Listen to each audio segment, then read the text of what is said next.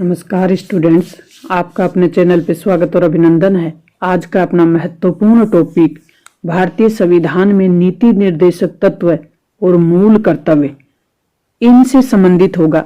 तो यह महत्वपूर्ण कंटेंट आपके परीक्षा उपयोगी को ध्यान में रखकर, यानी कहीं की परीक्षा उपयोगी कंटेंट है, तो यहाँ आपके बिताए हुए एक एक पल का सदुपयोग होने वाला है। आपके लिए क्लास रामबाण साबित होने वाली है। तो अपन चलते हैं प्रश्नों की ओर। भारतीय संविधान में मूल कर्तव्य किस समिति की सिफारिश पे शामिल किए गए थे? तो वो समिति थी सरदार सवर्ण सिंह समिति। मूल कर्तव्यों के संबंध में कौन सा कथन है वो सत्य नहीं है, ये बताना है।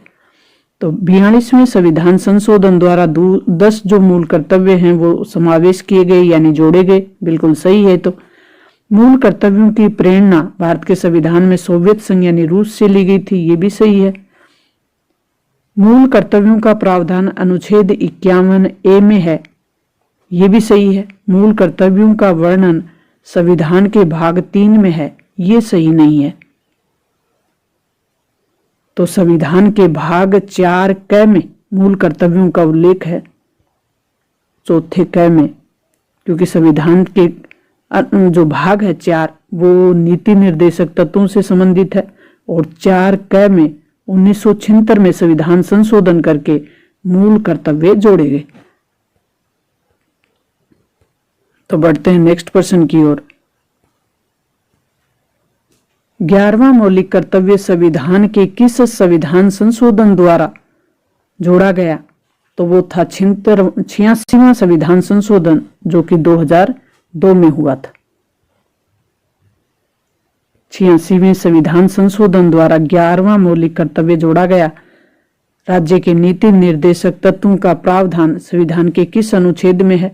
तो अनुच्छेद 36 से लेकर 51 तक राज्य के नीति निर्देशक तत्वों का उल्लेख किया हुआ है। राज्य के नीति निर्देशक तत्वों की अवधारणा को किस देश से लिया गया है? तो ये देश है आयरलैंड। भारतीय संविधान के अंतर्गत निम्नलिखित में से कौन सा मूल कर्तव्य नहीं है? तो मूल कर्तव्य जब आपको याद होंगे 11 मूल कर्तव्य, तो उनमें से आप सेलेक्ट कर सकेंगे कि वैज्ञानिक प्रवृत्ति का विकास करना है, तो मूल कर्तव्य है नहीं है, पूछा गया है। लोकसभा में मतदान करना, लोक चुनाव में मतदान करना, सार्वजनिक संपत्ति की रक्षा करना, ये भी है। संविधान के प्रति सम्मान, ये भी है। तो ब नंबर का ऑप्शन है ये नहीं है, तो नहीं पूछा गया है। तो ब ऑप्शन अपना सही हो जाएगा। राज्य के नीति निर्देश जो सिद्धांत हैं वो एक ऐसा चेक है जो बैंक की सुविधा के अनुसार अदा किया जाएगा। ये किसने कहा है? केटी शाह ने। भारत के संविधान के अनुसार निम्नलिखित में से कौन सा शासन के लिए आधारभूत है? तो नीति निर्देशक तत्व सरकार के कर्तव्य हैं, सरकार के लिए निर्देश है। समान नागरिक संहिता का प्रावधान संविधान के किस अनुच्छेद में है? तो ये 44 का जो अनुच्छेद है नीति निर्देशक तत्वों का, उसमें समान नागरिकता जो संहिता है उसका प्रावधान किया गया है। भारत के संविधान के किस भाग में राज्य के नीति निर्देशक तत्वों का उल्लेख किया गया है? भाग 4 में। राज्य के नीति निर्देशक तत्वों का मुख्य उद्देश्य है वो क्या है? तो लोक कल्याणकारी राज्य की स्थापना करना नीति निर्देशक तत्वों का मूल उद्देश्य है। नेक्स्ट अपना प्रश्न है कि मूल संविधान में कितने मौलिक कर्तव्य थे? तो मूल संविधान यानी जब संविधान बना उस समय क्या मौलिक कर्तव्य थे? नहीं थे। ये तो 1976 में 42वां संविधान संशोधन करके जोड़ा गया है। साल थी 1976 की। तो मूल संविधान में कोई भी मौलिक कर्तव्य नहीं था, यानी 0 मौलिक कर्तव्य थे। बाद में 10 कर्तव्य जोड़े गए 42वें संविधान संशोधन द्वारा 1976 में, और वर्तमान में जब बात करें तो 11 मूल कर्तव्य हैं नागरिकों के। संविधान में 42वां संशोधन कब किया गया? 1976 में। किस अनुच्छेद में पर्यावरण की रक्षा और वन्य जीवों की सुरक्षा का प्रावधान किया गया है? तो पर्यावरण की रक्षा और वन्य जीव की रक्षा ये अनुच्छेद 48 क में किया गया है।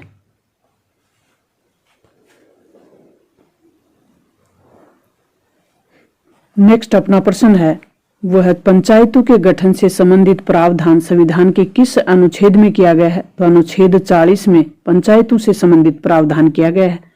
स्मारकों की सुरक्षा, यानी जो प्राचीन स्मारक हैं, राष्ट्रीय धरोहर हैं, उनकी सुरक्षा का प्रावधान किया गया है अनुच्छेद 49 में।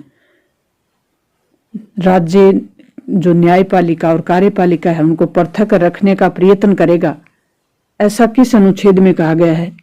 वो कहा गया अनुच्छेद 50 में। अंतर्राष्ट्रीय शांति और सुरक्षा से संबंधित प्रावधान नीति निर्देशक तत्वों में किया गया है अनुच्छेद 51 में। अंतर्राष्ट्रीय शांति और सुरक्षा से संबंधित जो प्रावधान है वो नीति निर्देशक तत्वों के अनुच्छेद 51 में किया गया है। या कहें कि भारत की विदेश नीति से संबंधित प्रावधान है वह अनुच्छेद 51 में हुआ है। नेक्स्ट अपना प्रश्न है कि नीति निर्देशक तत्वों से संबंधित सत्य क्या है? तो नीति निर्देशक तत्वों से संबंधित है कि ये वाद योग्य नहीं है, बिल्कुल सही है। ये समाज के नैतिक बंधन है, ये भी सही है। ये राज्य की नीतियों के निर्धारण के पथ प्रदर्शक हैं, ये भी सही है। ये सामाजिक आर्थिक लोकतंत्र के प्रतीक हैं, ये भी सही है। तो हो जाएगा 1, 2, 3 और 4 सही है। नेक्स्ट अपना प्रश्न है कि किस अनुच्छेद में कृषि और पशुपालन से संबंधित प्रावधान किया गया है? अनुच्छेद 48 में।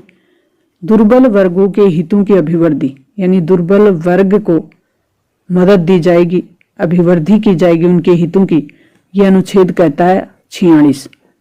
मूल कर्तव्यों को संविधान के किस भाग में शामिल किया गया है? तो 4 में।